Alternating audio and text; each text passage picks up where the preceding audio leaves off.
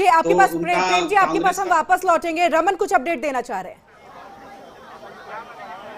जी हाँ, देखिए अखिलेश यादव अभी अभी अंदर गए हैं और उसके साथ साथ में फारूक अब्दुल्ला अपने पूरे परिवार के साथ जो है वो अंदर गए हैं और अब इंतजार हो रहा है उमर अब्दुल्ला। ये उमर अब्दुल्ला के बेटे जो हैं वो इस काली गाड़ी में आप देख सकते हैं कि उमर अब्दुल्ला के जो बेटे हैं वो जा रहे हैं और उसके साथ साथ में अब काफिला शुरू हो चुका है। जब शपथ ग्रहण के लिए जो मुख्य अतिथि हैं वो यहाँ पर पहुंचना शुरू हो चुके हैं और इसके बाद अगर आप देखेंगे तो उमर अब्दुल्ला की गाड़ी भी जो है इसी काफिले के बीच का हिस्सा हो सकती है और उसके बाद जैसे ही उमर अब्दुल्ला यहाँ पहुंचेंगे उसके साथ ही यहाँ पर शपथ ग्रहण का समारोह जो है उसकी औपचारिक रूप में शुरुआत हो जाएगी। तो फिलहाल अगर आप देखेंगे तो यहाँ पर अखिलेश यादव पहुंच चुके हैं, राहुल गांधी जो है वो अब कुछ देर में पहुंचने वाले हैं, प्रियंका गांधी उनके साथ में होंगी और इसके साथ साथ में सभी बड़े लीडर जो है यहाँ पहुंच चुके हैं। अभी जो गाड़ी गई है उसमें फारूक अब्दुल्ला बैठे हुए थे, उनकी बेटी बैठी हुई थी और उसके साथ साथ में उनके नाती जो है वो उस गाड़ी के अंदर बैठे हुए थे। अब इसके साथ में उसके पीछे वाली गाड़ी में उमर अब्दुल्ला की जो दो बेटे हैं, पायल अब्दुल्ला के और उमर अब्दुल्ला के जो दो बेटे हैं वो उस गाड़ी के अंदर बैठे हुए थे। यानी कि उमर अब्दुल्ला का अब आना जो है वो महज चंद सेकंडों का ही जो है समय बचा है और उसके बाद यहाँ पर बिल्कुल रमन, क्योंकि वक्त भी नहीं है, 11:30 बजे जो है शपथ ग्रहण है और 11:17 यहाँ पर हो रहे हैं। अब मैं कहूँ कि 18 होने ही जा रहे हैं तो ज्यादा वक्त नहीं है राहुल गांधी प्रियंका गांधी का पहुंचना और फिर उसके बाद जो है उमर अब्दुल्ला जो है आपसे कुछ ही देर में यहाँ पहुंचेंगे, लेकिन बाकी मेहमान लगभग जो है वो पहुंच चुके हैं। यहाँ से मैं फारूक जी आपका रुख करूंगी और आपसे हम वापस आएंगे रमन आपके पास। रमन आपके पास वापस आएंगे, फारूक जी आपके पास भी हम वापस लौटेंगे, लेकिन उससे पहले हम एक रिपोर्ट दिखाते हैं जम्मू कश्मीर को ही लेकर के कि किस तरह से नया कश्मीर जो है वो अब और बनेगा, जिस तरह से सवाल जो है पलक ने किया भी था। और ये देखिए 10 साल बाद जम्मू कश्मीर में आज चुनी सरकार बनने जा रही है और 6 साल बाद जम्मू कश्मीर से राष्ट्रपति शासन हटा है। अनुच्छेद 370 हटाए जाने के बाद केंद्र शासित प्रदेश जम्मू कश्मीर के मुख्यमंत्री के रूप में उमर अब्दुल्ला आज शपथ लेंगे। जम्मू कश्मीर के पहले मुख्यमंत्री उमर अब्दुल्ला को उपराज्यपाल मनोज सिन्हा शपथ दिलाएंगे और ये शपथ ग्रहण SKICC में होगा। सूत्रों के मुताबिक मिली जानकारी के अनुसार शपथ ग्रहण समारोह में उमर अब्दुल्ला और नेशनल कॉन्फ्रेंस के 4 विधायक मंत्री पद के शपथ लेंगे। शपथ लेने वाले विधायकों में दशहरा विधानसभा से जीत हासिल करने वाले सुरेंद्र चौधरी और नेशनल कॉन्फ्रेंस की विधायक सकीना इतू समेत कुल 4 मंत्री शपथ लेंगे। बहुत कुछ करना है। लोगों को एक हौसला देना है कि उनकी हुकूमत है, कि उनकी आवाज़ सुनी जाएगी। 5-6 साल हो गए लोगों को, उनको कोई सुनने के लिए तैयार नहीं था। तो हमारा फ़र्ज़ बनेगा कि हम उनकी बात सुने और सुनी हुई बात पे अमल करें।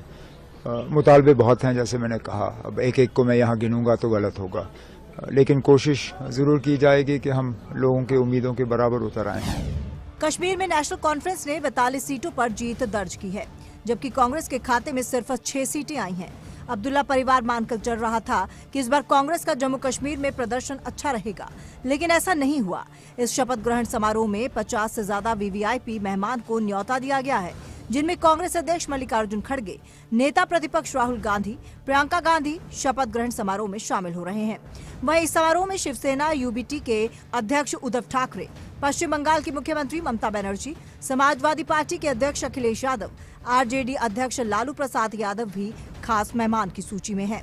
लेकिन देखने वाली बात होगी कि कौन कौन मेहमान इस शपथ ग्रहण समारोह में शामिल होगा। Bureau report, India daily. और चलिए हम सीधे यहाँ पर फारूक जी का रुख करें, उससे पहले हम तस्वीरें जो है अपने दर्शकों को दिखा दे। देखिए ये तस्वीरें हैं शपथ समारोह जहाँ पर हो रहा है, वहाँ की तस्वीरें हैं। पूरी तैयारी कर ली गई है, सुरक्षा चाक चौबंद है, मेहमानों के आने का सिलसिला लगातार जारी है। अखिलेश यादव पहुंच चुके हैं, फारूक अब्दुल्ला पहुंच चुके हैं, उनके नातिन जो है वो पहुंच चुके हैं। उमर अब्दुल्ला का आना भी फिलहाल जो है थोड़ा बाकी है, कुछ ही देर में जो है वो भी पहुंच जाएंगे और CM पद की शपथ को लेकर के शपथ ग्रहण जो है वो करेंगे। लेकिन इन सबके साथ राहुल गांधी, प्रियंका गांधी श्रीनगर पहुंच चुके हैं, वो भी कुछ देर के बाद जो है यहां पर पहुंचेंगे। वो तस्वीरें भी हम अपने दर्शकों के साथ साझा करेंगे। सीधे फारूक जी आपका रुख करेंगे। महबूबा मुफ्ती पहुंच चुकी हैं, जाएंगी? जी बिल्कुल, जरूर कोशिश की जाएगी उनकी तरफ से भी कि आज वो जरूर इस प्रोग्राम में हिस्सा लेंगी, क्योंकि उन्होंने पहले से ही मुबारकबाद भी पेश की थी उमर अब्दुल्ला साहब को और खुशी भी जाहिर की थी कि जम्मू कश्मीर की आवाम ने इस बार एक मजबूत, एक स्टेबल गवर्नमेंट जो है वो बनाने के लिए वोट किया है। उन्होंने पूरी जम्मू कश्मीर के अवाम का शुक्रिया भी अदा किया था कि आपने इस बार सही फैसला किया है।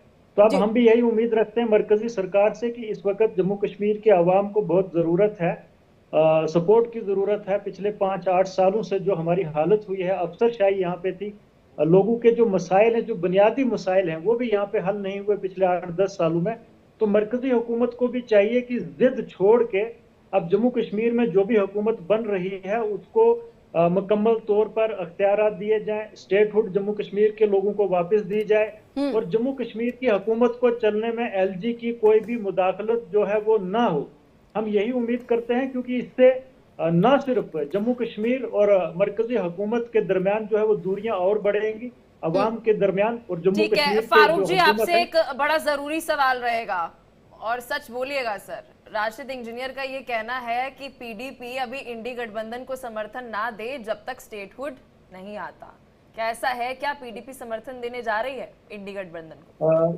बिल्कुल ऐसा नहीं है। महबूबा मुफ्ती साहिबा ने डे 1 से ही रिजल्ट जिस दिन हुए थे उसी दिन से कहा है कि हम जम्मू कश्मीर में नेशनल कॉन्फ्रेंस कांग्रेस की जो हुकूमत है उसको हम सपोर्ट करेंगे।